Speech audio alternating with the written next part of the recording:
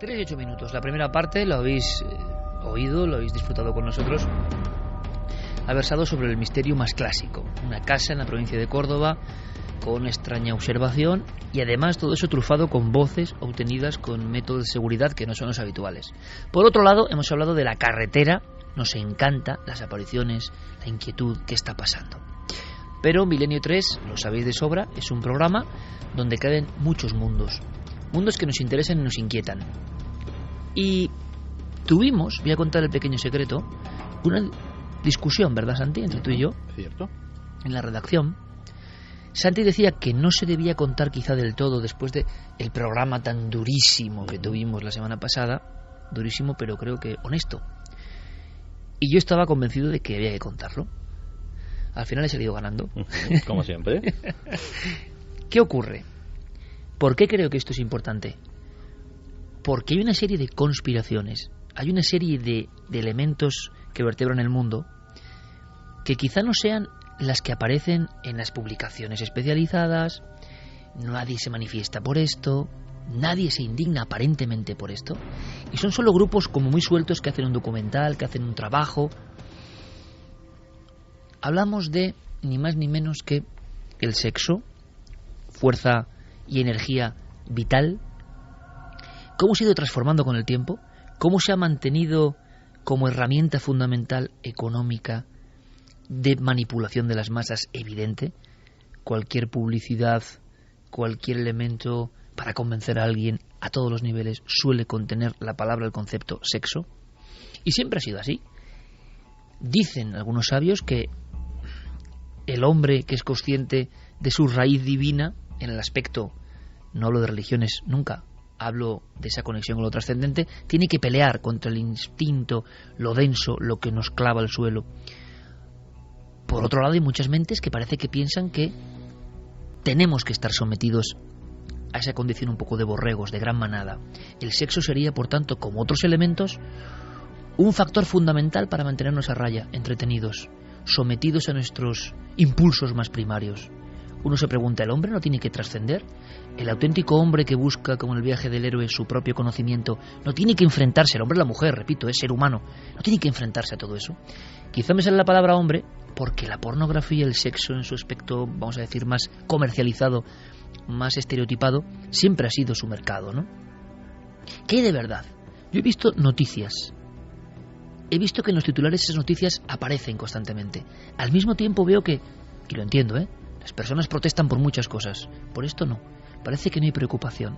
Cuando uno lee historias como niños que tienen ya síndrome por estar sometidos a la visión de porno duro durante horas, lo que va a ocurrir en esa mente, que nadie hace nada, que yo no sé qué se puede hacer, que igual es nada, no lo sé, pero uno se pregunta, ¿eso no va a ser un mal legado para nuestro futuro? ¿Dónde queda el afecto, el amor, la comprensión? Que por supuesto tiene que estar también. Parece que en el último lugar, que importa otra cosa, que esa cosa se nos mete por todas partes, a martillo, constantemente. Y entonces, como sin mucha atención, en tabloides de todo el mundo, ves que pasan cosas, pero nadie hace caso. Quizá, al ver esas cosas, he pensado, es el momento de que Santi dé algunas claves realmente aterradoras. Noticias, Carmen, 3 y 12 como estas, tan claras como estas, reales, ¿eh? Pues sí, un niño de 12 años ha violado a una pequeña de 9 tras ver pornografía casi compulsivamente. Esto ha ocurrido en Londres en junio de 2012. Se ha juzgado al niño, no se le ha puesto ninguna pena no carcelaria porque es un menor de edad, pero sí de que estuviera recluido en algún centro. Lo que sí que se ha hecho con él es llevarle a un psicólogo para que trate su obsesión compulsiva, vuelvo a repetir, por el porno. 12 años. 12 años. Estaba todo el día bajándose películas porno de internet hasta que cometió una violación contra una niña de tan solo 9. En Italia se produce la misma noticia. Él dijo además que estaba imitando lo que había visto en internet. En Italia, estamos hablando de países, creo que del mismo nivel, incluso mayor económicamente en ocasiones como el Reino Unido, otro niño de 10 años viola a otra niña después y confiesa que está una semana entera en su casa. Ahora de inmediato el público dirá, no, es que son los padres los que tienen que... Sí, todo lo que queráis. Pero algo está ocurriendo. El porno siempre ha existido y seguramente tiene su función. Y todos hemos sido jóvenes, adolescentes, y no estamos hablando de que algo ha cambiado en el juego. ¿Es muy normal que un niño de 10 años tenga acceso con un clic a material que en ocasiones no es simplemente sexo, sinceramente, sino algo tan aberrante o denigrante, por ejemplo, con la mujer?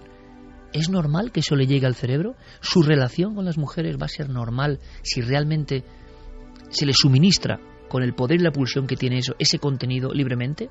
Todo el mundo, mi impresión personal, que puede no ser la acertada, se lava las manos, se hacen muchas normas, muchas leyes, pero si se toca esto no, que tenemos que ser libres. Bueno, libres y bueno, un adulto sí. No, si ya hay suficientes reglas, si están pasando estos casos, ¿por qué todo el mundo mira para otro lado? ¿Estamos tocando algo sacrosanto, por tanto? Es momento de Santiago Camacho. ¿Por qué? Porque él, en una serie que va a dar mucho que hablar, quizá nos cuente claves que están de fondo y que nunca escuchamos en los medios.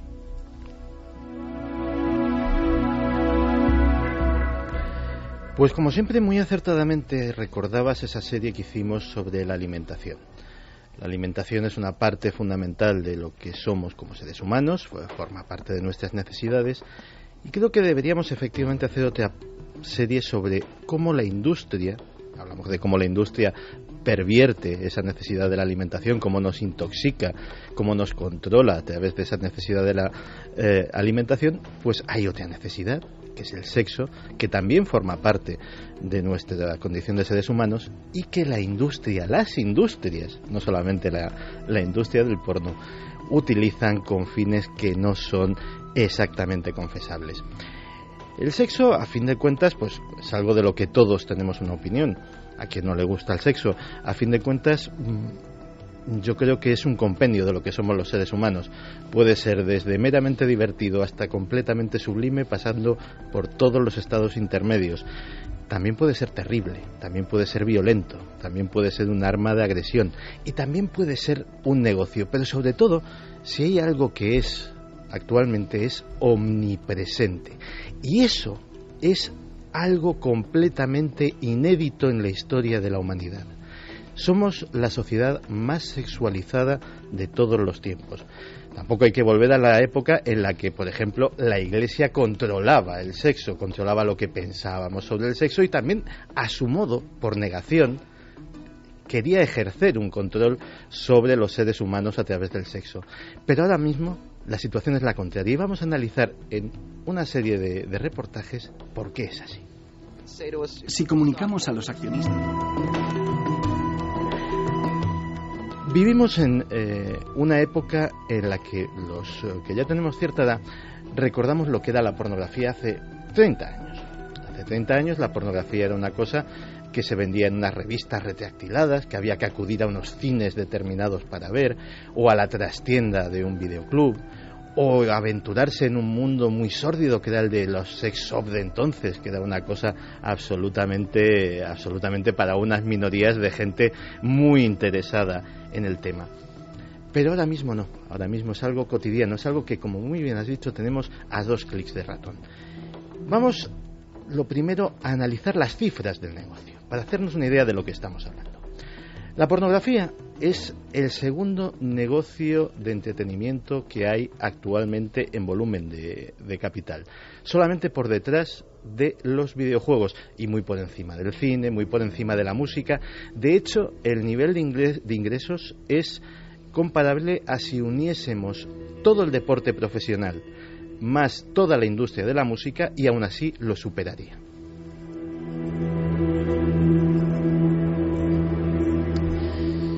En cifras de 2005, es decir, que son las últimas que he podido hallar, estaríamos hablando de 57.000 millones de dólares anuales en volumen de negocio. Ahora mismo posiblemente esa cifra se haya doblado, o puede que más.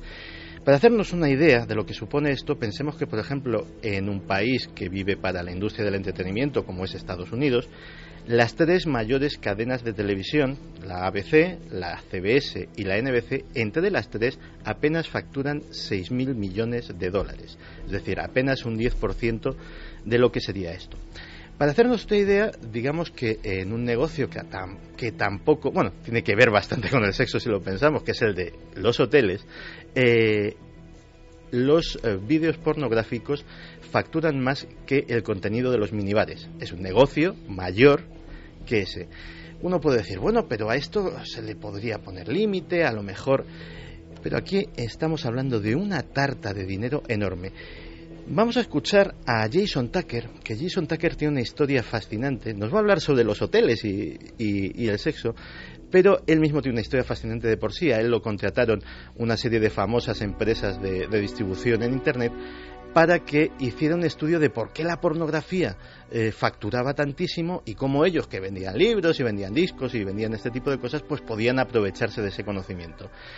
Jason Tucker, que trabajaba en una consultora, hizo su estudio y lo vio tan claro que dejó la consultora, dejó el informe y se dedicó él mismo a la industria de la pornografía online, y ahora mismo tiene una fortuna personal que supera los 15 millones de dólares.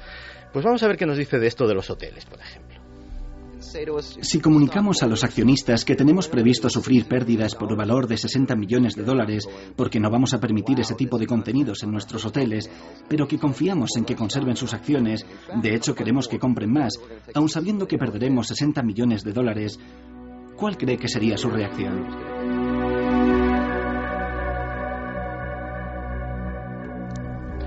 Pues su reacción evidentemente sería, vale, o sea, si se trata de ganar dinero, pues ahí lo dejamos. ¿Qué es lo que ha cambiado? ¿Qué es lo que nos ha traído de este mundo de miles y miles de millones de dólares a aquel mundo de las revistas envueltas en plastiquito? Internet. Si antes hablábamos de que es la segunda industria de entretenimiento mundial, si nos circunscribimos solo a Internet, el porno es la primera industria. El porno en Internet es lo que más dinero genera en la red, más que cualquier otra cosa. El segundo negocio online más importante es el del juego. Es decir, tampoco es nada de lo que podríamos pensar como un contenido tradicional. El tercero es más terrible. El tercero es la pornografía infantil.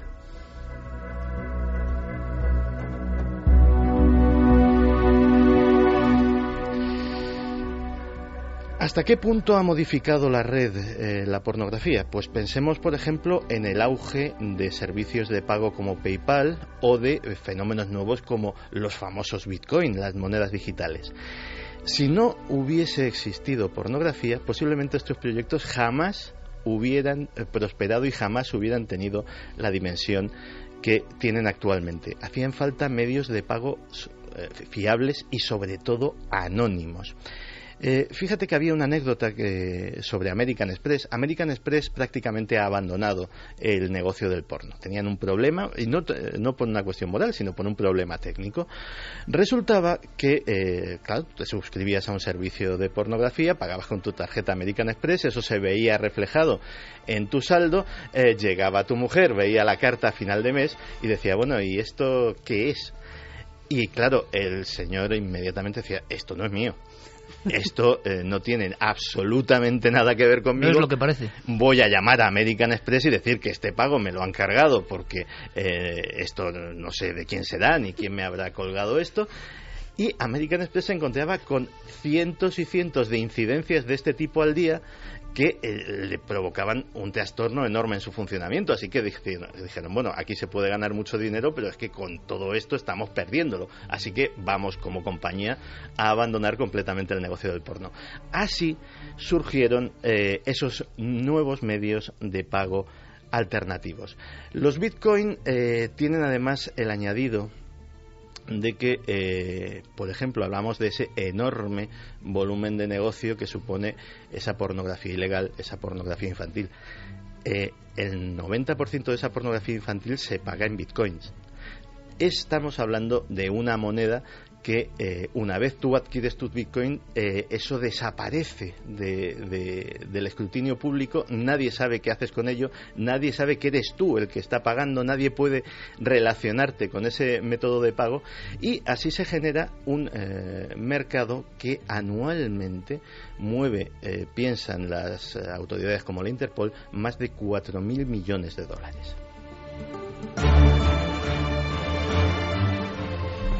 No solamente ha modificado Internet en cuanto a sus costumbres o a sus medios de pago, es que lo ha modificado físicamente. Los pop-ups, esos anuncios que de repente estás viendo un vídeo en cualquier sitio y de repente te sale el anuncio y te fastidia, o quieres ver una noticia en el periódico y antes de leer la noticia pues tienes que leerte un anuncio de un patrocinador. Eso nació en el mundo del porno y se desarrolló para el mundo del porno. Si ahora mismo tenemos servicios de vídeo casi en tiempo real y en streaming, es porque la industria del porno hizo esa investigación, se gastó ese dinero y desarrolló esos sistemas de streaming. Pero hay en eso también un lado oscuro. Se habla de que, por ejemplo, cuando hablamos de la Deep Web, cuando hablamos de los hackers, cuando hemos hablado de piratas informáticos, hablamos de que millones de ordenadores en todo el mundo están cautivos, se utilizan para ataques informáticos, se utilizan para delitos informáticos, se extrae información de ellos para perjudicar a sus dueños a través de troyanos. El 95% de los troyanos han entrado a través de páginas de porno online.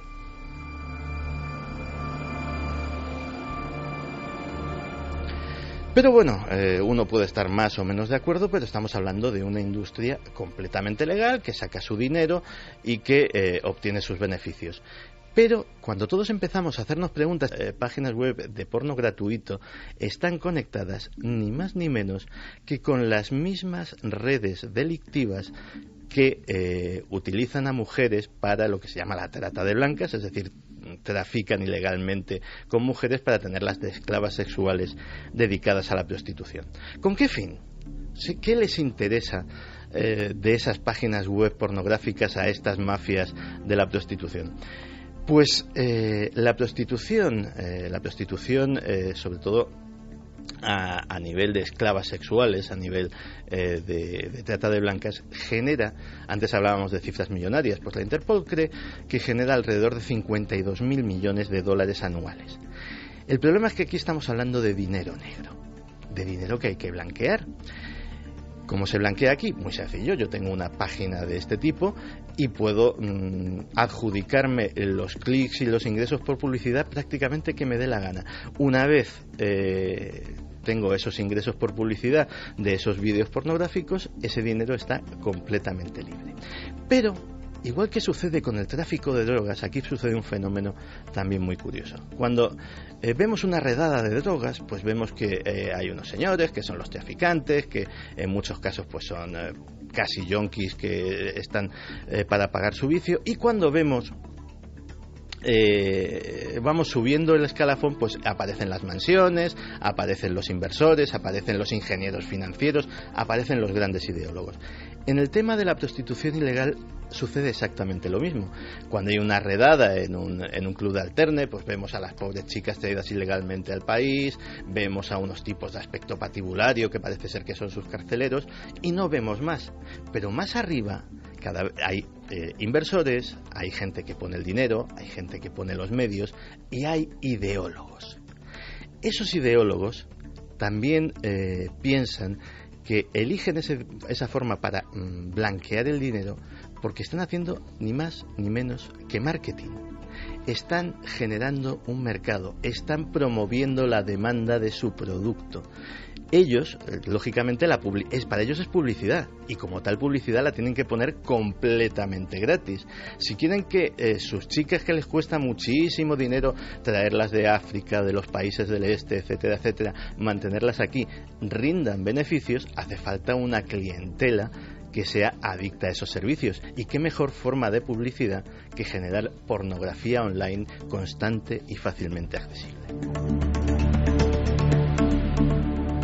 Y ahora Santi hablará de algo que es tremendo, que es cómo ha subido en el escalafón de adicciones este tema, que es sorprendente. Pues sí, efectivamente es un tema bastante grave. Para que nos hagamos una idea, las organizaciones como Alcohólicos Anónimos, etcétera, etcétera, que se dedican al tratamiento tanto a nivel de ONGs como de centros privados o de centros de salud pública de las adicciones, han experimentado un fenómeno curioso. Las adicciones al sexo digital Es decir, no una adicción al sexo normal, ni siquiera una adicción a los servicios de la prostitución o lo que puede ser una... No, la adicción al sexo digital concretamente es posiblemente la adicción que más está subiendo actualmente. Y uno con estas cosas de las nuevas adicciones pues puede pensar, bueno, adicción, a fin de cuentas no es una sustancia, no es una droga que te metes en el brazo, no es algo ni que snifas, ni que fumas, ni que te tomas en forma de pastilla. ¿Cómo se puede tener adicción a eso? Pues vamos a escuchar a Doris Vincent, que es una terapeuta que lleva muchos años trabajando con este tema y que nos va a dar un dato que nos lo va a aclarar de una forma meridiana. Internet es el crack de la adicción al sexo. La recompensa de dopamina en el organismo es muy fuerte. La persona juega con sustancias químicas muy peligrosas en su cerebro. Sustancias en el cerebro, dopamina. Claro, los seres humanos somos maquinitas biológicas muy complejas, pero que en algunos procesos somos muy sencillos. Tendemos al mayor placer con el mínimo esfuerzo. Lo que nos desencadena la mayor descarga de dopamina, que es una endorfina, es una sustancia que genera nuestro propio sistema endocrino, que en el fondo es un opiáceo y que como tal genera adicción. Buscamos la mayor descarga de esa sustancia al menor gasto energético posible. Y el sexo por Internet es ideal para eso. Hasta el punto de que, por ejemplo, en países como Japón tiene la mayor industria sexual del planeta. No solamente a nivel de producción de material pornográfico, sino de establecimientos donde solamente se dedica a uno a ver ese tipo de material y tiene elementos para la masturbación perfectamente accesibles, etcétera, etcétera, o juguetes sexuales, pues tiene esa tremenda industria sexual y es posiblemente el país del mundo donde menos sexo se practica. ¿Por qué? Por la famosa dopamina. Tal es la atracción de esa adicción que el esfuerzo que te genera tener sexo real con una pareja real ya no te compensa. Es decir, la pornografía termina siendo más sexy que el sexo, por hacer una frase más o menos ocurrente, y llegas y caes en una especie de espiral de adicción. Como en todas las adicciones, y la de la dopamina, la de la pornografía, la dopamina es, por ejemplo, exactamente la misma sustancia que entra en juego en casos como la ludopatía, que es una adicción perfectamente reconocida por todos. Pues como todas las sustancias tiene una cosa que es, yo creo que el fantasma de todos los adictos, la tolerancia. Cuanto más expuesto estás a la sustancia, menos efecto te hace y más dosis necesitas. En el caso de la pornografía, cuanto más expuesto estás al estímulo, necesitas un estímulo mayor. Cada vez y eso hay expertos y hasta expertos en marketing de la pornografía que lo saben perfectamente, los géneros que cada vez van teniendo más éxito son los que podríamos calificar de más extremos, los géneros en los que hay violencia implícita, en los que hay prácticas sadomasoquistas, los géneros en los que cada vez el nivel de desviación de la norma es mayor y finalmente se llega a una frontera. Y esa frontera es la legalidad. Cuando se atraviesa esa frontera solo queda una cosa: la pornografía infantil.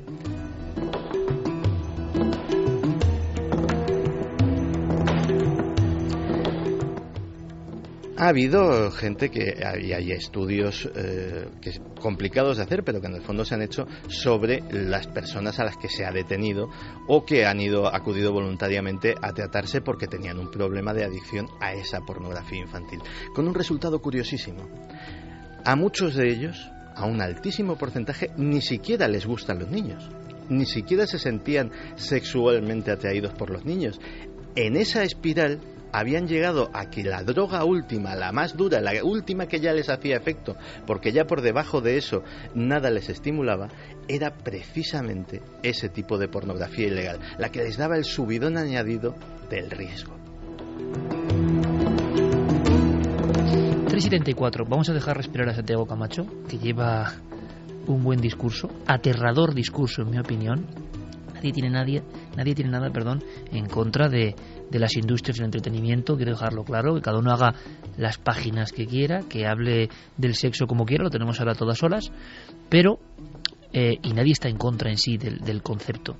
Ahora, cuando Santi, como siempre, enseña la tramoya de las cosas, uno empieza a pensar, ¿quién dirige esto? Habrá de todo, pero ¿qué rama dirige esto del sistema? ¿Se pretende algo con esto? La pregunta es el emborricamiento, porque ya no es embrutecimiento, ¿no?, del género cada vez es mayor, el sometimiento a una serie de productos cada vez es mayor. A mí un sabio maestro hace mucho tiempo me dijo, esa energía, la que desprende, energía densa del sexo evidentemente, que por cierto, y lo hablábamos en la redacción, hace no mucho tiempo también había sexo absolutamente sagrado. Primero creaba la vida en ocasiones, es decir, había un concepto, seguramente para los prehistóricos, del acto más sagrado que se puede hacer. Muchas religiones creen el sexo como algo poderoso, de conexión con lo divino, y de pronto se transforma en una moneda de uso común, pero cada vez con elementos evidentemente, que me venga aquí con libertades es que no hay ni diálogo, en el sentido de evidentemente más vejatorias, más delictivas. ¿Qué está pasando? ¿Qué está ocurriendo? Y la industria del entretenimiento, o, digo yo, poderes más oscuros, desde luego están muy contentos con el resultado. Nadie, yo no he visto en ningún medio que se hable de estos casos de niños sometidos a esta adicción, que nadie hace nada y que está habiendo problemas. Sí que hay asociaciones que intentan, bueno, pero no hay mucho ruido. Es curioso, como en todos los grandes temas enigmáticos de verdad, no es JFK, ni la luna, ni no sé qué, ni los ETs, lagartos, ni nada de eso. Es otra cosa que está llegando al sistema como una idea muy poderosa, fluyendo de una forma tremenda en las mentes, siendo compartida como si no pasara nada. Yo no sé qué hay, pero hay elementos muy sospechosos, tremendamente sospechosos. Quizá utilizar algo muy sagrado, muy real, muy auténtico, seguramente muy vital y muy maravilloso, para otras conductas, ¿no? Me gusta mucho, damos ese respiro a Santi, saber qué opináis. Pues mira, Miguel dice, nunca pensé que el porno llegaría a darme miedo.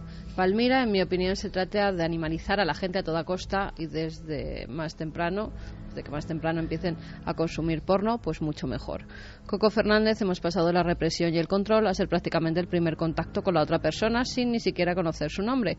Hasta el jamón de pata negra cansa si lo comes todos los días. Siguen fomentando los instintos más básicos del humano y lo aceptamos. Dos mensajes que van en la misma dirección, podéis opinar en cualquier momento. Hoy además tenemos una porción de mujeres que no es la habitual en estos programas, y también estamos aquí divididos, ¿no? 3 y 3, luego Fermín y Noel, pero el asunto es que ya hilan fino y cada uno tiene su opinión libre como debe ser, pero animalización. Yo digo, lanzo, no lo sé. ¿Interesa a alguien que el ser humano, con más medios que nunca a su alcance para su evolución y su trascendencia, ser mejor, sea todo lo contrario? Atrapado en la esfera de lo más animal, en vez de tender a lo trascendente, volvemos al animal. ¿A alguien le interesa? ¿Somos nosotros mismos libremente? Son preguntas curiosas. Santi Cruz dice, si el porno infantil aparece como de los más consumidos, este mundo, esta sociedad no va muy bien encaminada. Miguel Ángel Cabral, es difícil imaginar el impacto emocional tan brutal que sufre la mente limpia, inocente y en formación de un niño cuando entra en contacto con esos contenidos pornográficos.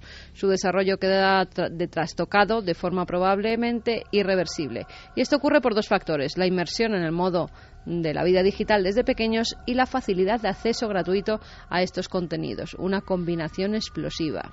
Ángel Garrido, ¿por qué de los libros más vendidos es uno tan patético y oscuro como el de las sombras de... ¿Y lo deja? Todos sabemos de qué habla. La Hullida dice, yo no soy ninguna beata, pero veo que vivo en una sociedad hipersexualizada, obsesionada con el sexo en todos los ámbitos. Hasta para vender unas lentejas han de ser sexys. Recuerdo un niño de 6 años al que cuidé. Su padre se dormía viendo porno y él lo veía solo. Ese niño metía mano a las compañeras y a mí misma, una adulta, y dibujaba escenas sexuales y violentas. Con 6 años. Me asusta tener hijos en un mundo así, aunque suene a topicazo. Rubén Sánchez dice, de una industria sin principios como es el porno no puede salir nada bueno, menos en manos de un niño. El lado malo de las tecnologías, con un clic se tiene acceso a cientos de archivos porno. Porque, oye, repito, el entretenimiento para adultos debe existir, ha existido siempre, seguramente. O sea, en Pompeya, tú y yo hemos visto lascas, frescos donde que ya se veían escenas, prostitución y demás, y eso siempre ha acompañado al hombre. Pero ahora la pregunta que lanzamos es, si a alguien le interesa que nuevas generaciones, que nadie haga nada, tengan acceso desde el inicio a un contenido que cualquier psicólogo o psiquiatra diría que no es el más apto. Es más, que genera unas transformaciones interiores complicadísimas, ¿no? Más mensajes. Ángel Garrido dice: es verdad que cualquier página que abres a veces vienen anuncios porno, y con mi sobrina delante para ponerle unos dibujitos y ahí estaba la pornografía. Esto no es la primera vez que pasa, ¿eh? Mucha gente que ha estado buscando anuncios y de cosas para niños y de repente sale porno. De Real Tweet dice: todo lo que se prohíbe atrae más. Los padres de hoy en día le dan un PC a su hijo sin saber en qué lo usan. Todo para que no molesten. Raúl dice: con la excusa de la protección infantil nos pedirán DNI para entrar en cualquier web y servicios secretos dando palmas. Pablo: no interesa hablar de esto porque es el opio del pueblo para manipular lo que hacemos y pensamos. Y Daniel Polinario dice: qué brutalidad, es que un niño de 12 años no debe ver películas porno, por Dios. Claro, no debe ver, y muchas personas se escudan en no, es responsabilidad individual de cada padre. No lo sé. No sé si algo está mal hecho, como tantas cosas en el mundo, ¿no? Si algo no queda claro, ¿verdad? Ahora, de inmediato hay personas que, yo, sociedad hedonista donde las haya, yo mi placer individual, que no me piden a mí, que no tenga yo más molestias por ver el porno, aunque haya niños que lo vean y violen, pero que yo no tenga molestias. Curioso, ¿no? Bueno, ahí está la balanza. Santi, rematamos el tema, porque tendremos más episodios. Lo rematamos precisamente hablando de lo que empezábamos a hablar, del porno y los niños. No de la pornografía infantil, sino de la relación de los niños con el porno. Sonia Thompson es una trabajadora social canadiense que hizo un estudio sobre el acceso de los niños de Canadá a la pornografía. Y curiosamente, las conclusiones que sacó encajan muy bien con lo que nos dicen nuestros oyentes. Una vez que los niños de Alberta alcanzan la edad de 13 o 14 años, el 75% de ellos ha visto pornografía en la red.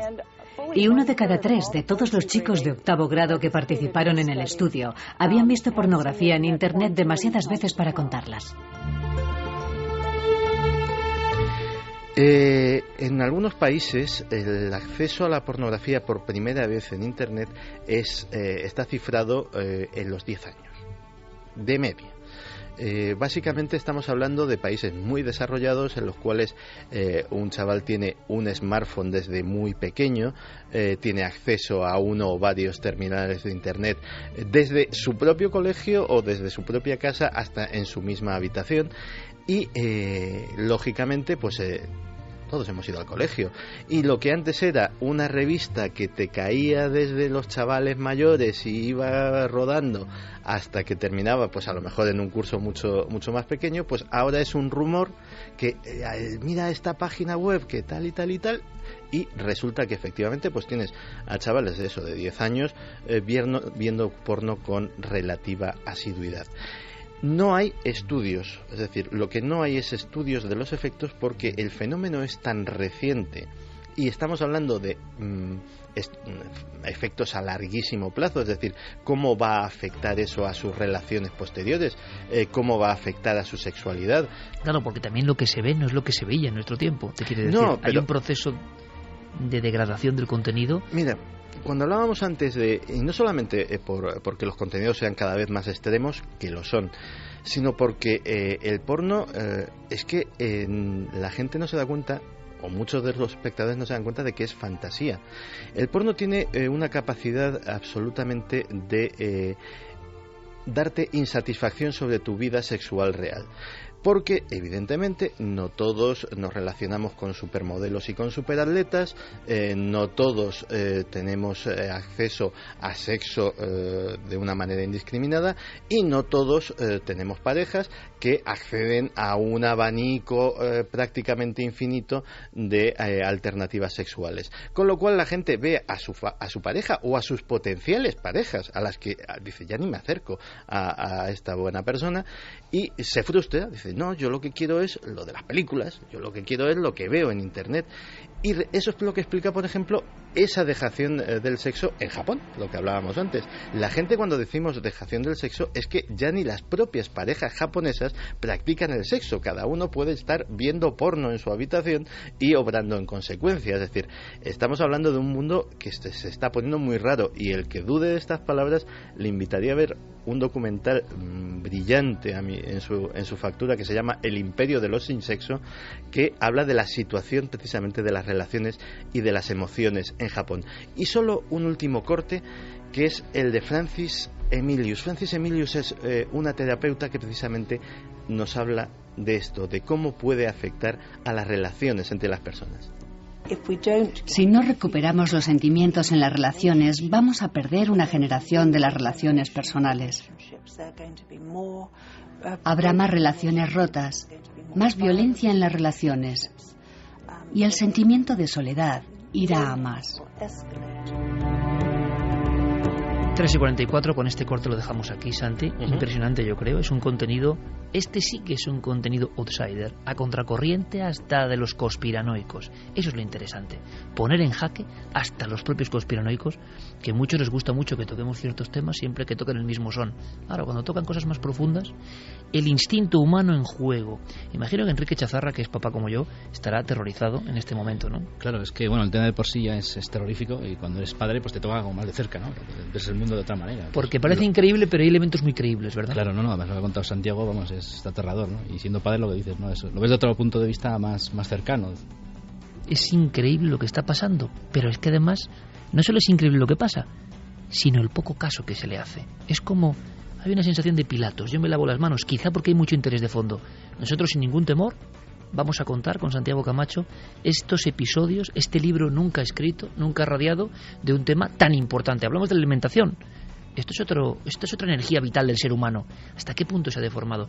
¿Hasta qué punto esa frustración es una clave que se persigue? ¿Hasta qué punto todo no es tan natural ni libre, sino coordinado por quién? ¿Por el propio sistema? ¿Por el pensamiento global? ¿Por qué nos bombardean, como decía esa oyente tan amable, todo el rato? Si uno no hace esas cosas, parece que no está en la onda, ¿o qué? Cualquier espectáculo, cualquier programa, cualquiera no, desde luego, está impulsando hacia lo mismo. ¿Hay una conspiración o somos muy exagerados? Ahí están los datos. Santi va a dar datos. Y la opinión la vuestra en vuestras casas. Va a ser muy interesante el trabajo, Santi. Gracias, como siempre. Y la próxima vez que hablemos de esto, no sé si será la próxima semana. Será.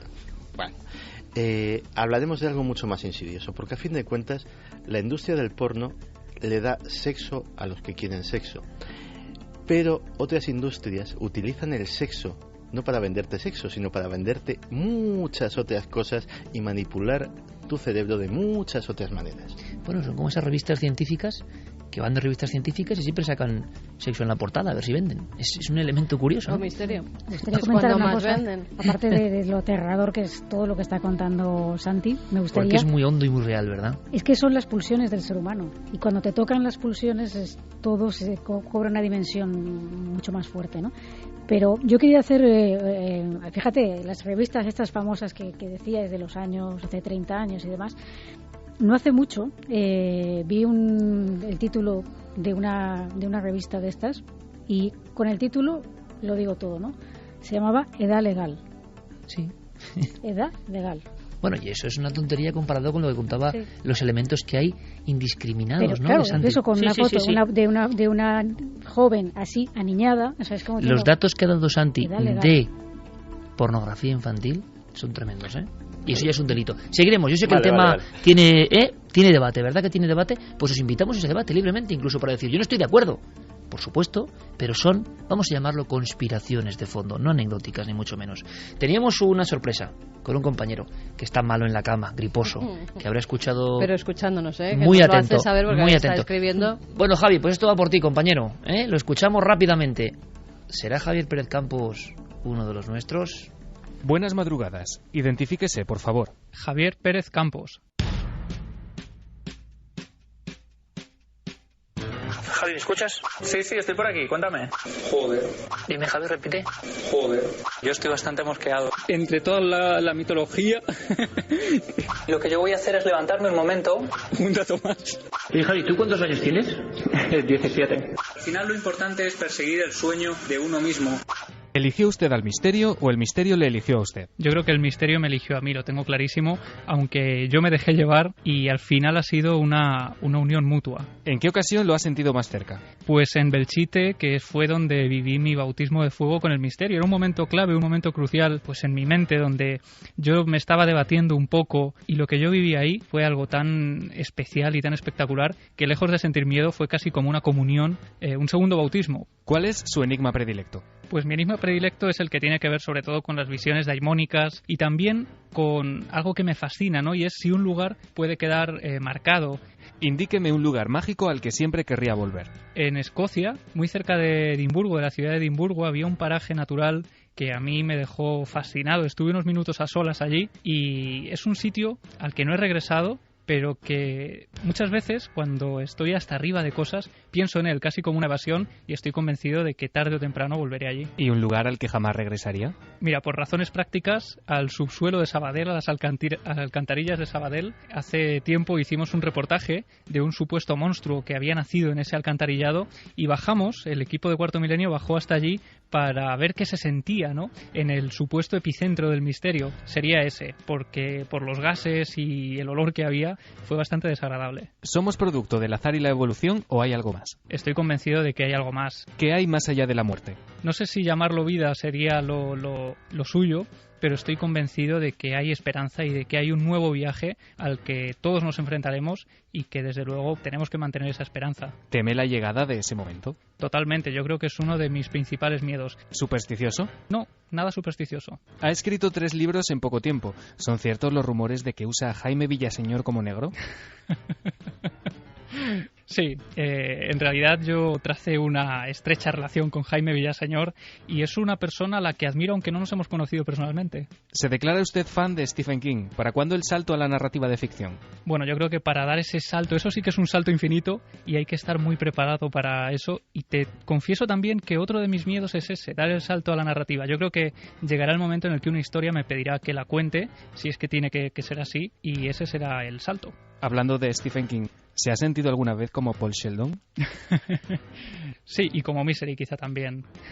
Es usted el más joven del equipo. Me pregunto hasta qué punto le afectaron al principio las críticas. Nada, es decir, siempre he tenido muy claro que desde el momento en el que tú haces público tu trabajo, la gente tiene todo el derecho a criticar, y desde que la crítica es gratuita, cualquiera puede abrir la boca. Así que yo asumo, acepto las críticas y también además aprendo de ellas, que no todo el mundo lo hace. ¿Cómo recuerda su debut en Milenio 3 con 17 años en el directo desde Puerto Llano? Como un momento mágico y muy especial, porque de pronto me vi sentado en una mesa rodeado de gente a la que yo admiraba profundamente, y no solo ese momento, sino unos minutos después de salir a la palestra, cuando un hombre de seguridad vino a mí y me dijo: Javier Pérez Campos, acompáñame por favor, y me llevó al camerino con Iker Jiménez y Carmen Porter, y ese fue uno de los momentos que a mí me impulsaron también, que me dieron mucha fuerza para seguir confiando en mi trabajo. ¿Ha llegado a sentirse encasillado como el chico de los aislamientos? No.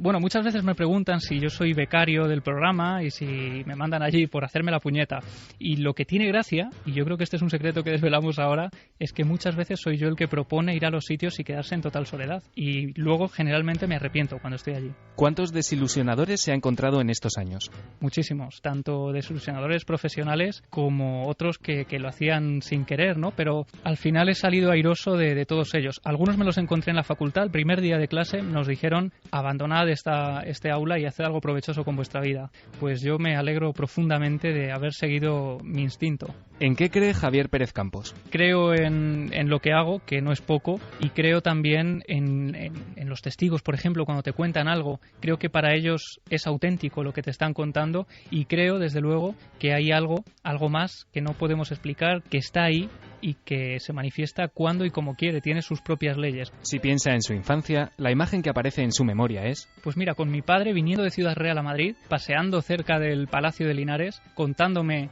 algunas de las historias de fantasmas, de psicofonías que decían que se habían captado allí, y yo escuchando alucinado y poniendo la oreja en el muro de ese lugar, de ese edificio. ¿A quién le encantaría haber conocido? A Lardo Prats, sin duda, un auténtico maestro que ha sido fundador de una palabra que me gusta utilizar y que nos gusta en el equipo, que es el alardismo, ¿no? ¿A qué tiene miedo? Pues aparte de a Diego Marañón, tengo miedo a encontrarme directamente con el mal, porque estoy convencido de que existe, está libre por las calles, lo vemos a diario en los telediarios, y es algo que me aterroriza, ¿no? Que tanto yo como alguien de mi entorno pueda de repente convertirse en el objetivo de esos demonios humanos, ¿no? Un libro y una película. Un libro, sin duda, Enigmas sin resolver, de un tal Iker Jiménez, y una película, Big Fish, de Tim Burton, que me parece que tiene ese espíritu auténtico de lo que nosotros perseguimos, ¿no? Un pintor y un músico. Pues un pintor, mira, Van der Weyden, y un cantante, Manolo García, porque creo que tiene una filosofía de vida muy auténtica, cree en lo que hace también, como todas las personas a las que admiro, bueno, y su música, desde luego, es pura poesía. Acabemos con un vicio confesable. Pues un vicio confesable es que soy consumidor absoluto de libros de segunda mano, estoy además enganchado a las páginas web de compra de libros de segunda mano, sobre todo especialmente a las revistas y a los boletines casi marginales que ya no se ven por ninguna parte y que me encanta perseguirlos hasta que me hago con ellos. Gracias por su colaboración. La identificación ha sido completada con éxito. Desde este momento puede considerarse, de forma oficial y por méritos propios, uno de los nuestros. Hola, Iker y compañía. Somos Nico y Belén. Nos escribimos desde Toro, en la provincia de Zamora. Nos gustaría saber si se ha descubierto algo más sobre los priones, qué son exactamente y si se ha logrado sintetizarlos. Pregúntaselo a Santi Camacho, que seguro que está al día en este tema. Tengo mucha curiosidad, ya que el programa que hiciste sobre el Kuro fue uno de los que más me gustó y me dio mucho miedo la posibilidad de poder usar priones como armas de muerte selectiva. Os mandamos un fuerte abrazo a todo el equipo y os invitamos a que vengáis a Toro e investiguéis los misterios de esta ciudad tan antigua y con tanta historia sobre sus espaldas. Un saludo, Nicolás Fernández y Belén Bermejo.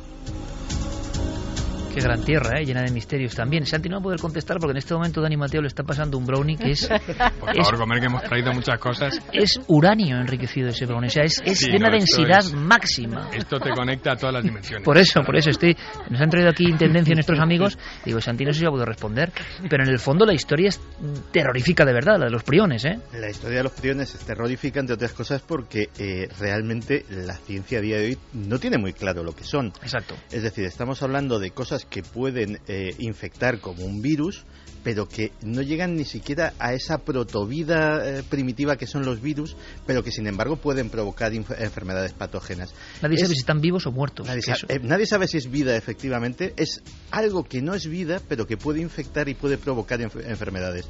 Y desgraciadamente nuestro oyente tenía razón. Una de las posibilidades que se está intentando explotar en el caso de los priones es su potencial como agente de armamento no cabía biológico. Duda, ¿no? Es más, hay quien sospecha que muchas enfermedades causadas por priones, en el fondo ha habido, sospecha, no podemos decir nada más, experimentos que han salido mal, ¿no? Sí, podría, de hecho se ha barajado la posibilidad.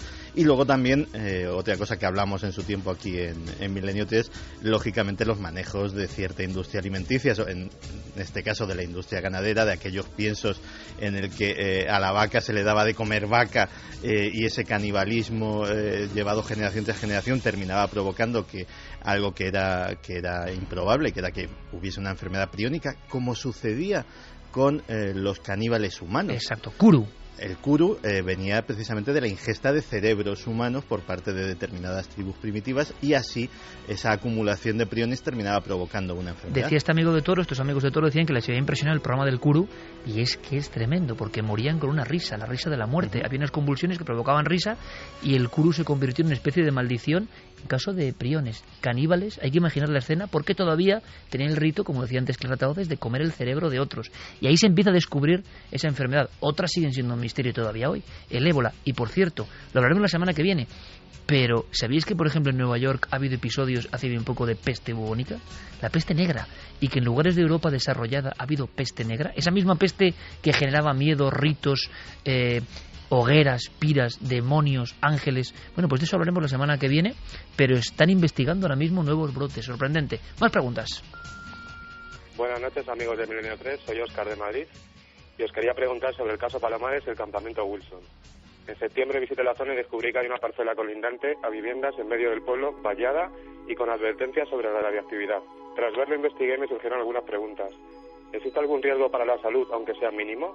¿Quedó la zona completamente limpia de contenidos radiactivos? ¿Tenemos un cementerio nuclear en España no reconocido oficialmente? ¿Hay algún indicio de que exista una quinta bomba no encontrada? Muchas gracias, amigos. 12 minutos, la historia de Paloma. Y al final ha quedado en agua de borrajas. Muchas gracias por el programa y gracias por hacernos felices. Buenas noches. Gracias a vosotros. Es que yo, no sé si se refiere a los que trajo Jesús Calleja. Los del oso. Pero claro, que eran de esa Jesús zona. Trajo unos que creo que todavía no han analizado. Claro, o se refiere a los de la doctora Ketchum en Estados Unidos, que creo que no. Sí, se refiere a eso, sí. Bueno, ¿cómo está el estado de la cuestión? En realidad, los últimos resultados que han salido en referencia al estudio de ADN de Yeti salieron en septiembre de este año, hace unos meses, por la Universidad de Oxford, y ellos lo que dijeron era que se trataba de un híbrido entre oso pardo y oso polar. Y esa es toda la respuesta que dieron. En realidad decían que esos pelos en concreto que ellos habían conseguido localizar eran de esta clase de oso híbrido, pero que aún así los investigadores de la Universidad de Oxford no descartaban la posibilidad de la existencia de este Yeti, de este mítico hombre de las nieves.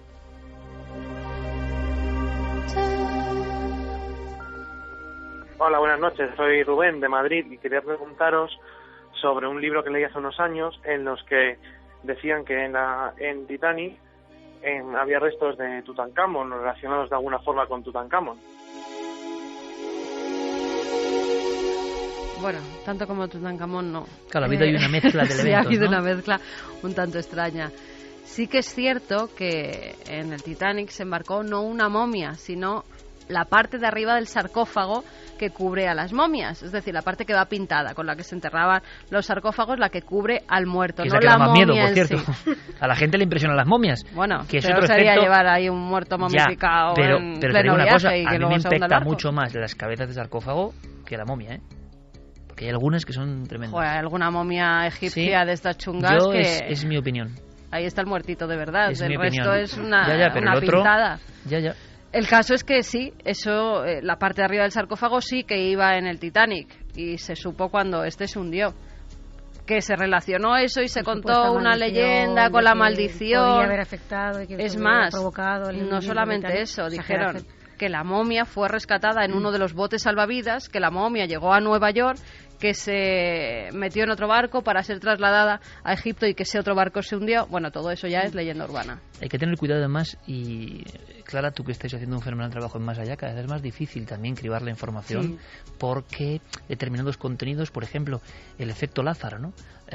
Vuelven a sacarlo, hablando de Egipto, descubierta la ciudad de Heraclión bajo las aguas, pero es que esto se descubrió hace 6 años. ¿Por qué está saliendo ahora y está siendo retuiteado por todos los medios de comunicación?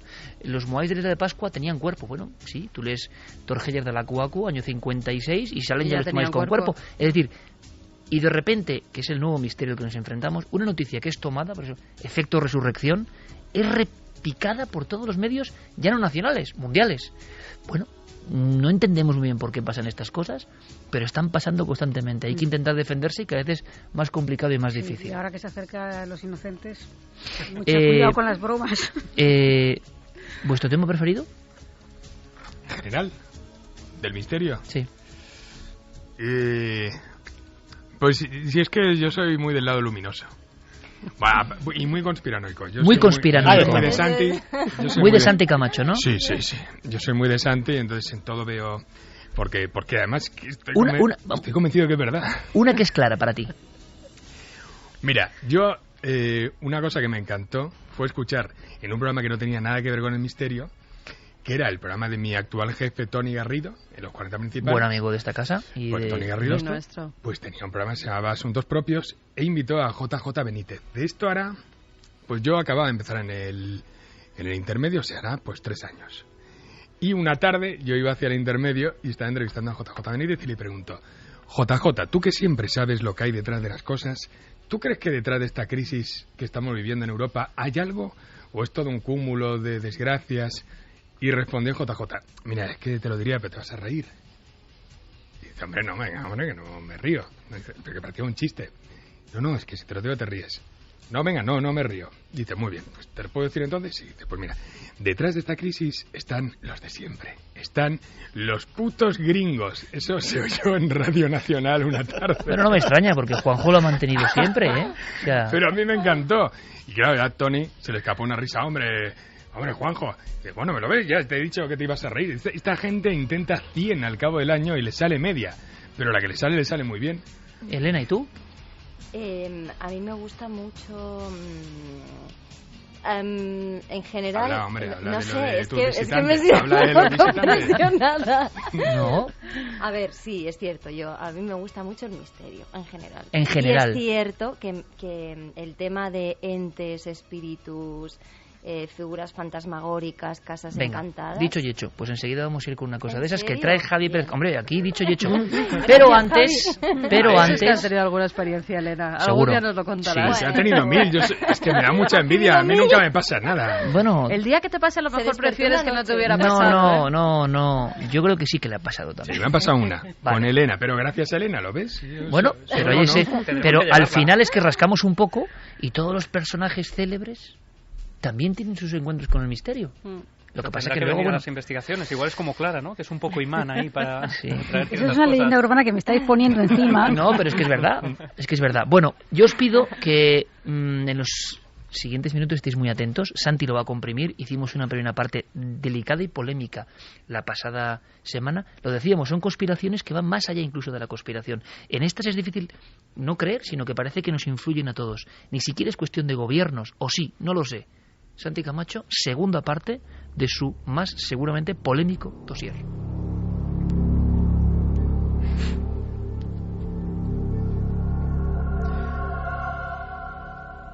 Pues como te decía en la introducción del programa, la semana pasada centramos nuestra atención en la industria del porno, en la industria del sexo, y tal vez nos cebamos en la parte más evidente, nos centramos en lo más llamativo, en lo que a todo el mundo pues obviamente le llama la atención, la adicción al porno, la trata de blancas, todo este tipo de cosas. Pero como te decía, ¿y si esto no fuese la causa de esa hipersexualización de la sociedad que estamos tratando, sino fuera simplemente una consecuencia, una industria que ofrece una mercancía porque existe una demanda? Y si esa demanda existe, ¿cómo se ha creado?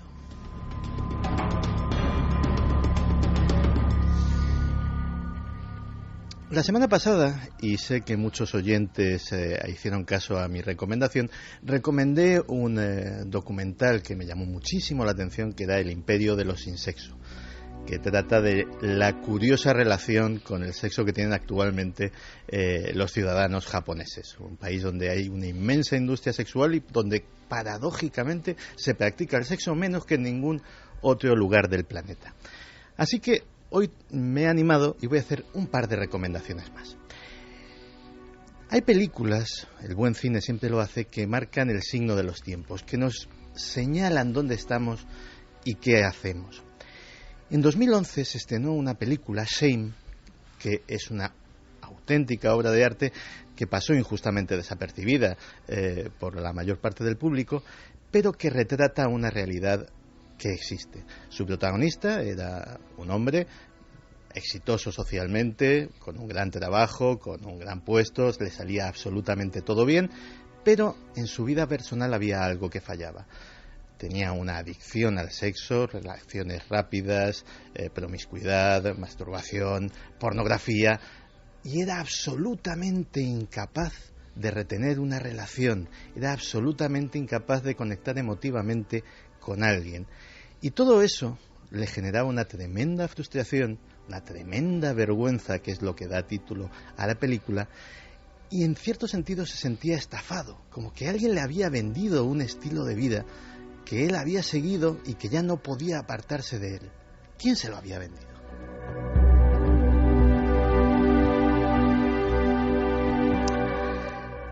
La respuesta puede estar en la otra recomendación de esta noche. Son los documentales de Adam Curtis. Adam Curtis es un gran sociólogo y un gran director de documentales que trabaja esporádicamente para la BBC, y para la BBC hizo una serie de documentales, una de ellas se titula La Trampa, en la cual mantiene una tesis y la documenta muchísimo, con innumerables testimonios, datos históricos. Es prácticamente imposible encontrarle un pero a su argumentación, y su tesis es absolutamente escandalosa. De hecho, llama mucho la atención que le hayan dejado hacer una serie de programas en una televisión pública haciendo este tipo de argumentaciones. Y es la siguiente: desde el final de la Segunda Guerra Mundial hasta nuestros días, las modas, las tendencias, los movimientos, absolutamente todo, desde el Tea Party, los neocon, hasta los hippies y el integrismo islámico, nada ha nacido de una forma espontánea. Todo ha sido diseñado, todo ha sido concebido desde think tanks, desde fundaciones, desde consejos de administración. Todo ha sido manipulado para que estemos exactamente aquí, en Pakistán, en Noruega o en Nueva York, como alguien quiere que estemos.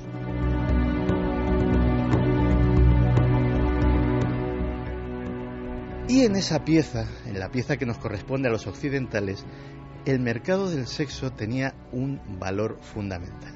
¿Por qué? Porque básicamente le conviene a todo el mundo. Por un lado, le conviene a los intereses económicos. El sexo vende, eso lo sabemos absolutamente todos. Pero además, le conviene a determinados poderes políticos. El sexo no solo vende, sino que distrae mucho, distrae muchísimo. Todo empezó, según la argumentación de Adam Curtis, con un individuo que se llamaba Edward Bernays. Edward Bernays vivía en Nueva York, fue posiblemente el padre de las relaciones públicas y tenía un curioso parentesco, era sobrino de Sigmund Freud. Y a él se le ocurrió una idea absolutamente revolucionaria, una idea que le hizo ganar mucho dinero y que fue el nacimiento de la publicidad y las relaciones públicas tal como las conocemos actualmente. Su idea era la siguiente: ¿y si cogemos todo lo que ha escrito mi tío, todos sus conocimientos sobre la mente humana, sobre la influencia del sexo en la psique y en los intereses del ser humano, y lo aplicamos comercialmente? No como hacíamos hasta ahora, de sacar a una señorita en bañador para anunciar un linimento, sino de una manera científica, procurando manipular la mente de los consumidores. Y a eso se dedicó. De hecho, uno de sus primeros retos se lo planteó la industria tabaquera norteamericana. Estamos hablando de fechas muy tempranas, estamos hablando de los años 20. Y la industria tabaquera norteamericana tenía un problema. Estaban vendiendo muchísimo, pero necesitaban vender más. Es la cosa del capitalismo, siempre hay que vender más. ¿Y a quién le podemos vender más? A Edward Bernays se le ocurrió automáticamente la idea: a las mujeres. Hay que venderle tabaco a las mujeres. ¿Y cómo lo hacemos? Pues vamos a recurrir al manual de mi tío. Vamos a convertir el cigarrillo en un signo de poder fálico. Vamos a hacerlas, a convencerles a las mujeres de que, apropiándose de los cigarrillos, se apropian de alguna forma del poder del hombre. Hizo una campaña que se llamaba Las Antorchas de la Libertad, en la cual había manifestaciones de mujeres organizadas por él y pagadas por él, que se vendían en los medios como manifestaciones espontáneas, en la que a las mujeres se las convencía de que fumar era precisamente el último avance, el último paso en la revolución que les llevaría a la liberación del macho opresor.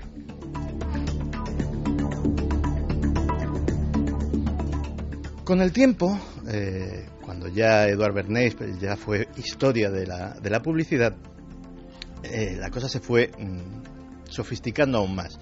Se gastó muchísimo dinero en estudios psicológicos para determinar qué era lo que podía hacer que la sociedad de consumo siguiera funcionando, y siguiera funcionando a una velocidad cada vez más rápida. Y se llegó a otra conclusión: la sociedad de consumo solo depende de una cosa, de la insatisfacción. Cuanto más insatisfecho esté el ciudadano, cuanto más insatisfecho esté el consumidor, más vamos a vender, porque más va a querer para llenar ese vacío de insatisfacción. ¿Y dónde se le puede hacer más infeliz, dónde se le puede hacer más insatisfecho? A través del sexo.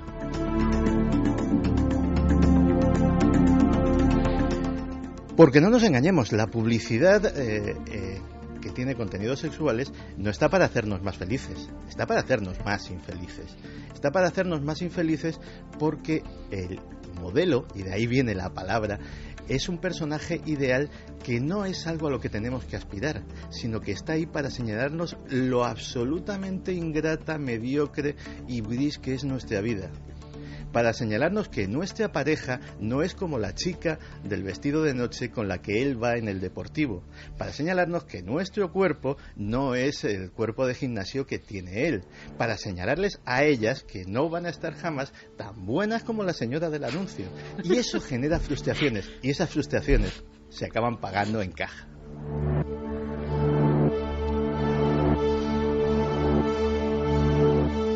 Por otro lado, esto que ha revertido en importantes dividendos en la industria prácticamente ha sido utilizado por todas las industrias del entretenimiento.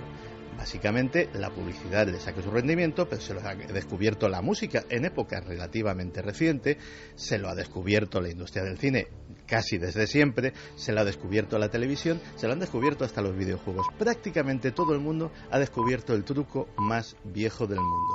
Con sexo se vende cualquier cosa.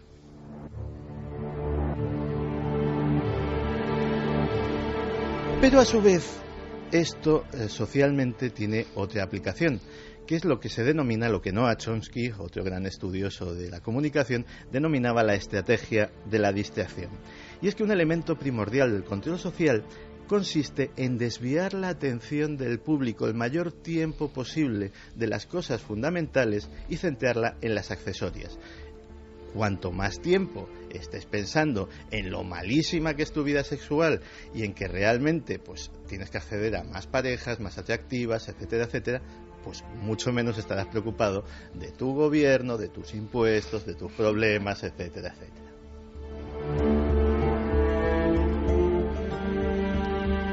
Las consecuencias, pues recientemente se ha acuñado un término que no es mío, que es el de hipersexualización de la sociedad. Lo acuñó una sexóloga canadiense, Jocelyn Roberts. ¿Para qué? Para describir un fenómeno que está empezando a preocupar en casi todo el mundo. Instituciones de Reino Unido, de Estados Unidos, de Australia, de Alemania, de casi todo sitio, menos de España, no se sabe muy bien por qué, están preocupados por un fenómeno que es precisamente la reducción del espacio de tiempo que dura la infancia.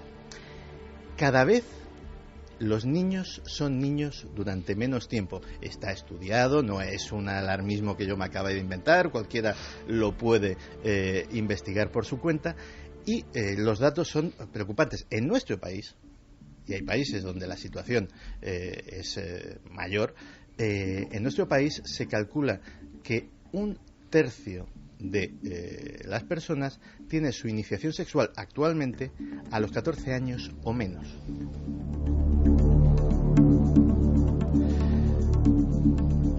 Por otro lado, preocupa mucho que lo que podría ser, y algunos lo estarán pensando, dirán, bueno, pues es un avance en la libertad sexual, tampoco tiene mayor problema, nos estamos poniendo demasiado moralistas, etcétera, etcétera, pero es que el modelo de sexualización que nos están vendiendo en la publicidad, en la televisión, etcétera, etcétera, está revirtiendo en que los comportamientos sexuales, sobre todo de los varones, estén revirtiendo décadas hacia atrás. El machismo de las generaciones más jóvenes es algo absolutamente inédito desde hace años en la sociedad occidental. ¿Por qué? Porque básicamente lo que se les inculca es la cosificación de las mujeres. Las mujeres son objetos. Curiosamente, ellas mismas, las jóvenes, se perciben a sí mismas como objetos e intentan agradar a los varones, y estamos volviendo a una rueda que creíamos absolutamente superada, qué sé yo, en los años 70.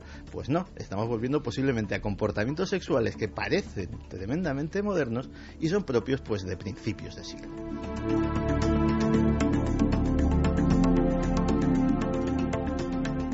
Así que dejo, porque el tema es tremendamente amplio, la sugerencia de verse esos documentales de Adam Curtis de la BBC, porque no solamente hablan de sexo, hablan de ideología, hablan de un montón de cosas, y de cómo cosas que creíamos que se nos habían ocurrido a nosotros o que se les había ocurrido a unos señores, resulta que sí, se les había ocurrido a unos señores, pero a unos señores en un despacho, y nos las han inculcado absolutamente a todos.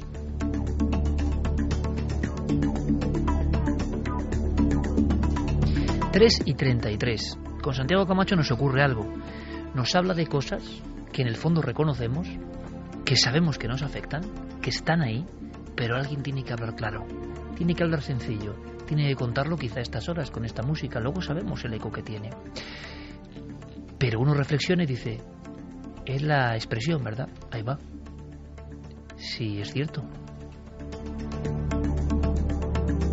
Por lo tanto, estas son las conspiraciones más de fondo, más allá incluso del 11S, del 11M, de la muerte de Kennedy, hechos concretos y puntuales que pueden ser gravísimos.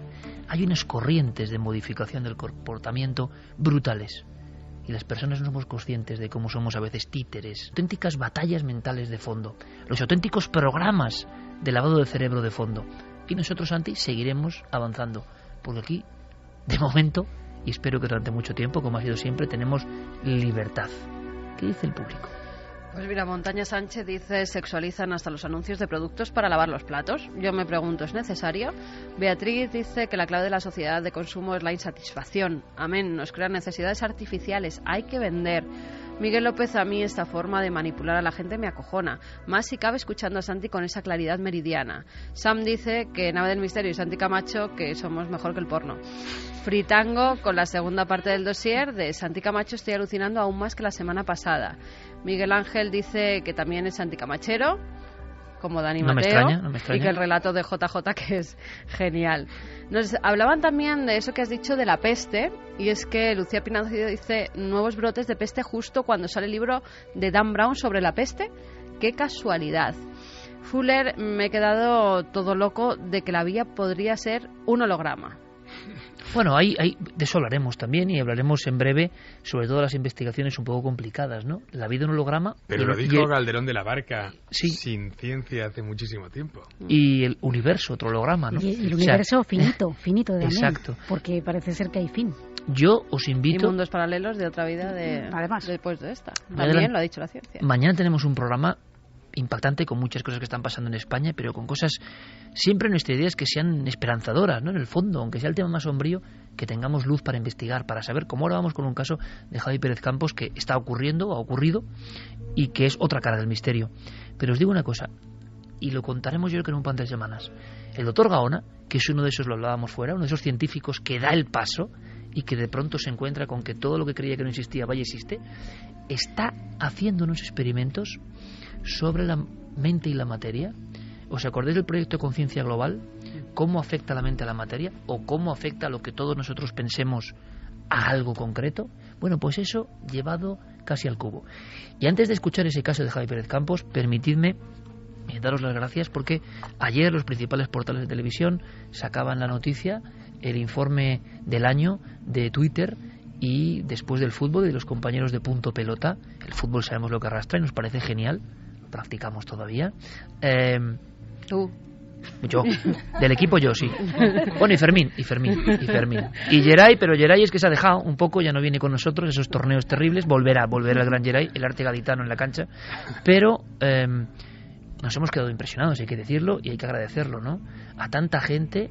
Lo decía yo antes de nuestro compañero y amigo Dani Mateo, de bueno, pues el cable que nos ha echado muchas veces, del trabajo de Anaís, a la que mandamos, Anaís Pascual, un abrazo grandísimo de todo este equipo, que también es tu familia, un abrazo, pues a Carlos, a Guillermo, a Diego, a todos los que están, a Sergio, en la red, ¿no? Y resulta que ese informe tan aséptico, pero para nosotros es importante, ¿no? Es el inconsciente colectivo un poco ahora, para bien, para mal, criticando, hablando, pero sin dejar indiferente. Resulta que el programa a la cabeza también es Cuarto Milenio, ¿no?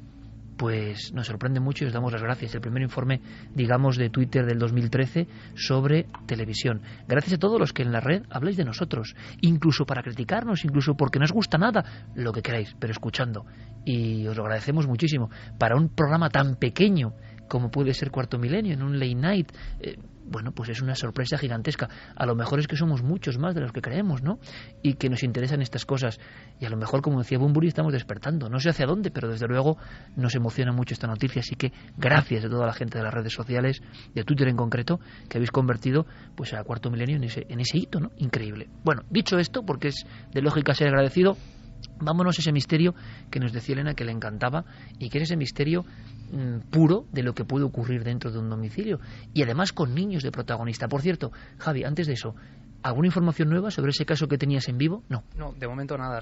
Sobre todo porque, bueno, por respeto un poco a esta joven que lo estaba pasando francamente mal. Está más tranquila. Claro, ella está más tranquila, no está escuchando el programa, por supuesto, para no sugestionarse, ni quiere hablar de ello para no autosugestionarse también, y bueno, ha preferido pues dedicarse a otras cosas. Está en el salón, desde luego, y decía que va a pernoctar allí. Por lo menos mañana llegan sus compañeros, volverá a estar acompañada, pero es que lleva 2 días sola, y son los 2 días en los que, como comentaba, se ha intensificado el fenómeno. Bueno, ¿vamos a Galicia? Sí. Venga. Y es curioso porque en el fondo lo que se ve tiene que ver con el arquetipo del que hemos hablado antes, muy propio de Galicia además. Javi, cuéntanos.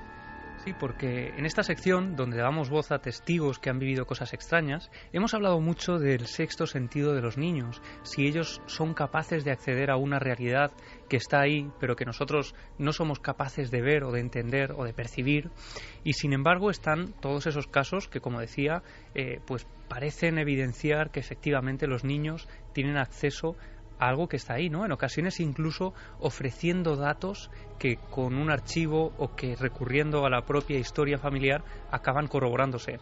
En este caso, Manuel escucha pues sorprendido la historia de su hijo Alejandro hace solo unos días, cuando regresaba el niño del colegio. A eso de las 7 de la tarde están haciendo los deberes y el padre le dice que vamos a apagar las luces de los pasillos porque, bueno, tenemos que ahorrar energía. Y es entonces cuando el niño saca una información tremenda a raíz de una frase: es que a veces hay gente en el pasillo. Y hablando así medio entre bromas, de que se pusieran a hacer los deberes y demás a niños, les digo, porque como aquí en Galicia ya anochece muy pronto, le digo, apagarme las luces de los pasillos, no me las tienen encendidas, que gastamos. Y me dice el niño, sí, pero es que a veces pasa gente. Y digo, ¿cómo que pasa gente? Y me dice, sí, es que el otro día vi pasar gente por el pasillo. En principio a lo mejor piensas que el niño se lo está inventando, o algo de su imaginación, o sus historias, pero cuando me lo empezó a contar, como padre que lo conozco, veo que aparte el gesto de la cara que estaba poniendo, digo, este no me está mintiendo, este me está contando algo de verdad.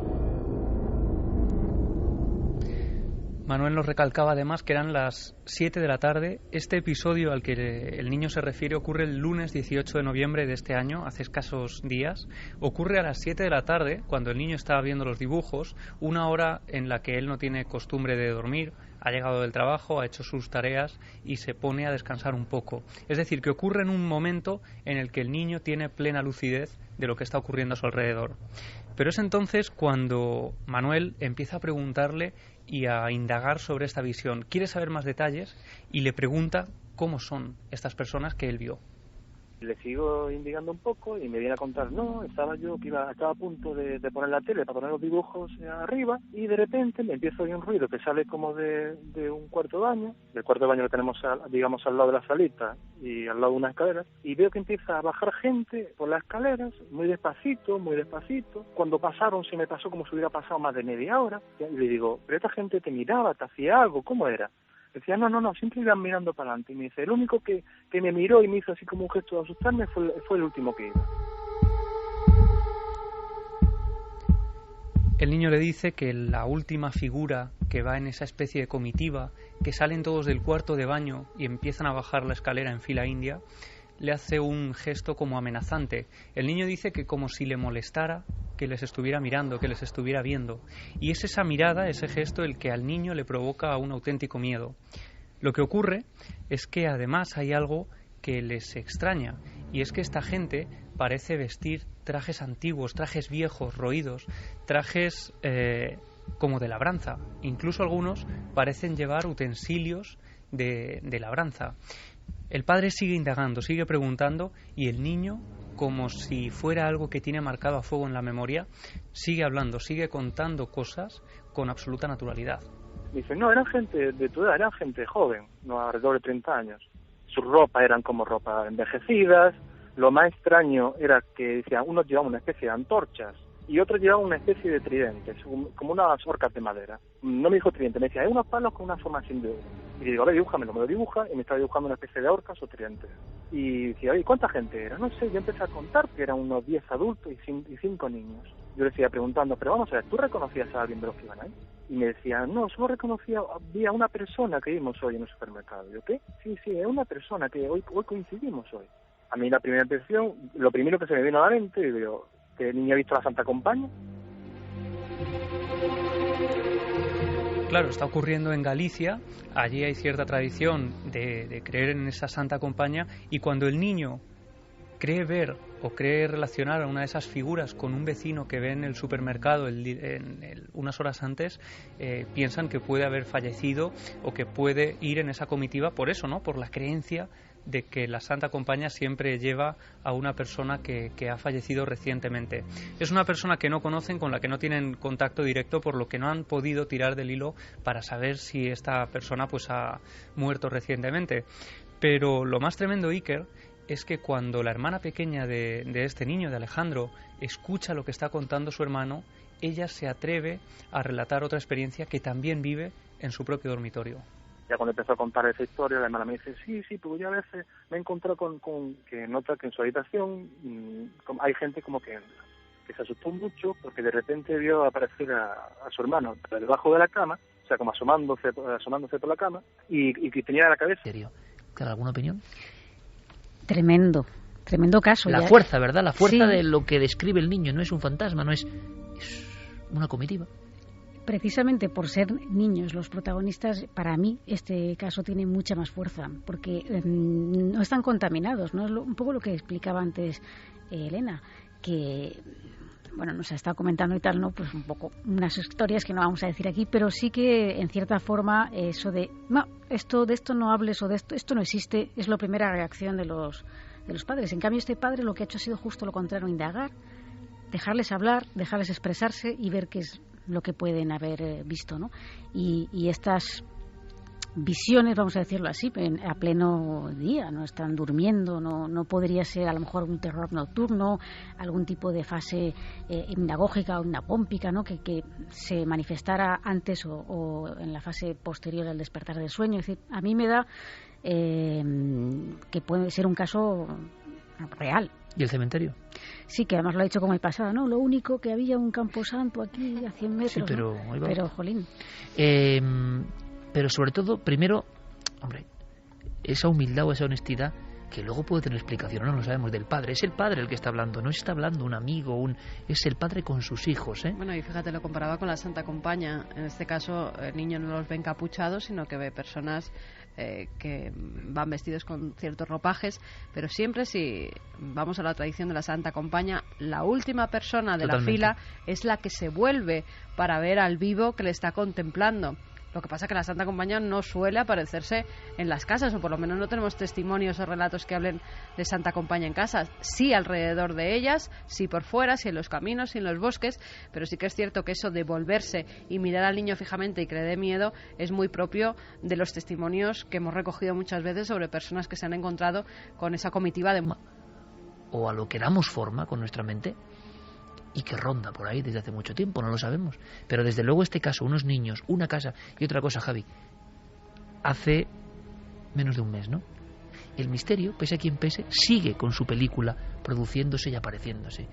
La gente, por fortuna, es valiente, poco a poco, y va contándolo. Pero ¿cuántos casos como este de personas que no se atreven a ser traductores de lo que les pasa a sus hijos? Lo mejor es decir, oye, niño, calla ya y no se te ocurra decir esto. Y no vuelvas. Si no, al psicólogo. Y no vuelvas a decir esto. Y los niños simplemente han contado algo que han visto. De todas formas, para tranquilizar un poco al padre, a los niños suelen tener una edad donde algunos ven amigos imaginarios, ven cosas, y a determinada edad ya parece que ya no pueden contemplar o ya no acceden a ese mundo que la magia de ser un niño pequeño, de no estar contaminado, como decía Clara, por nada, hace que veamos la otra realidad. Eso se va pasando poco a poco, sí, normalmente.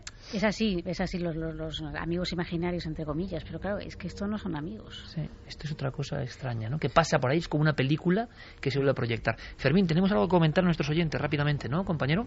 Pues así es, Iker. ¿Sabéis qué libro está considerado como el fenómeno literario del 2013? Es Espejismo, de Hugh Howey, publicado por Ediciones Minotauro, que está arrasando en las listas de ventas internacionales con más de 800.000 ejemplares vendidos. ¿Qué harías si vivieras en un mundo donde el aire que respiras pudiese matarte? En Espejismo, si no te matan las mentiras, lo hará la verdad.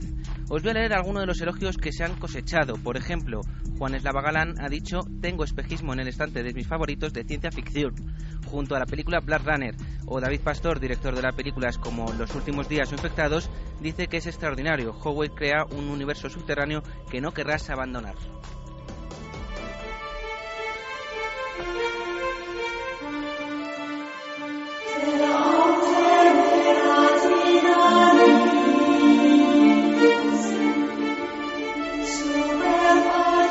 Vamos rapidito, que hay muchas menciones milenarias. Vamos a ver, Pascual dice que la verdad es que no sabe muy bien cómo empezar.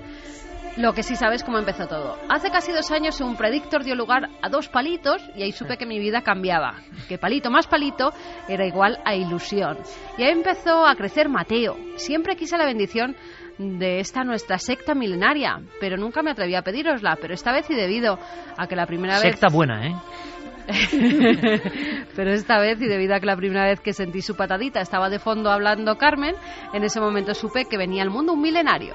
Ahora, mientras doy el vive de las 2, algo adelantado, Mateo abre los ojos y dice papá, mientras de fondo suena la sintonía de Milenio 3. De verdad que esto es muy grande. Nos dice también que le acompañamos durante el embarazo y durante el parto, que somos parte de su familia una vez, y que me vio a mí en el Xanadu de Arroyo Molinos. También es importante. Esto es paranormal también, ahí, sí. ¿No? Que cruzamos los carritos de los bebés y a punto estuve de saludarla y pedirle la bendición milenaria, pero que tampoco no quiso ponerme la bendición milenaria brete. Es en el programa. Así que hoy dice que reúne todo el valor necesario y que nos ruega que nos deis esa bendición milenaria, pero más que a Iker, que esta vez que te calles, que es el Santa Sanctorum, que me lo pide esta vez a mí, porque para nosotros es nuestra papisa. Toma, ahora la papisa Juana. Así, tanto Mateo como yo os lo agradeceremos. Imagino que pasado un tiempo este programa se lo guardaré y se lo pondré, y cuando mi niño pregunte por qué escuchamos a esos locos que hablan de temas tan raros, le diré: hijo, tú perteneces a una congregación muy, muy especial. Además, escucha, tienes la bendición de Carmen, que es la verdadera portadora del espíritu milenario. Por cierto, que es camachista también. Nos lo decía Pascual Jiménez. Pues con qué bonita música, además, ¿eh? Pues una bendición, pero de estas grandes, grandes, grandes para Mateo, esa bendición milenaria.